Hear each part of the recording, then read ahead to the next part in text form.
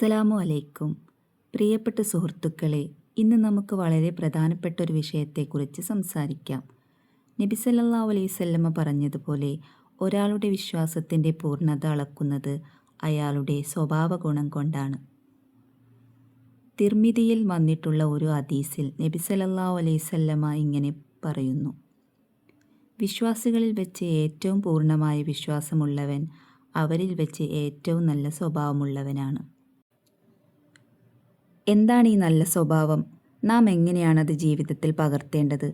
നമ്മൾ നട്ടുവളർത്തുന്ന ചെടികളെ എത്ര കരുതലോടെയാണോ നാം നോക്കുന്നത്, അത്രയും സ്നേഹവും ക്ഷമയും മനുഷ്യരോട് കാണിക്കുക എന്നതാണ് യഥാർത്ഥ നന്മ. ഒരാളോട് ദേഷ്യപ്പെടാതിരിക്കുക, കള്ളം പറയാതിരിക്കുക, എല്ലാവരോടും പുഞ്ചിരിയോടെ സംസാരിക്കുക.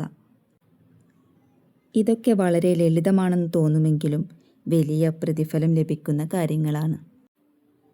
നബി സല്ലല്ലാഹു അലൈഹി വസല്ലമ അന്ത്യനാളിൽ തനിക്ക് ഏറ്റവും അടുത്തിരിക്കുന്നവർ ഈ സ്വഭാവശുദ്ധി കാത്തുസൂക്ഷിക്കുന്നവരാണെന്ന് പറഞ്ഞിട്ടുണ്ട്. അതെ, സ്വർഗത്തിലേക്കുള്ള എളുപ്പവഴിയാണ് നമ്മൾ പെരുമാറുന്ന രീതി. നമുക്ക് നല്ല സ്വഭാവമുള്ളവരായി മാറാൻ അള്ളാഹുവിനോട് പ്രാർത്ഥിക്കാം. ഇന്നു മുതൽ തന്നെ നമുക്കും മുതിർന്നവരോടും കുഞ്ഞുങ്ങളോടും സൗമ്യമായും സ്നേഹത്തോടും ലാളനയോടും കൂടി സംസാരിച്ചു തുടങ്ങുക. നമ്മുടെയൊക്കെ ജീവിതത്തിൽ കണ്ടുമുട്ടിയ ഏറ്റവും നല്ല സ്വഭാവമുള്ള വ്യക്തിയെക്കുറിച്ച് കമൻറ്റ് ചെയ്യാൻ മറക്കരുത്. എല്ലാവർക്കും നല്ലൊരു ദിവസം നേരുന്നു.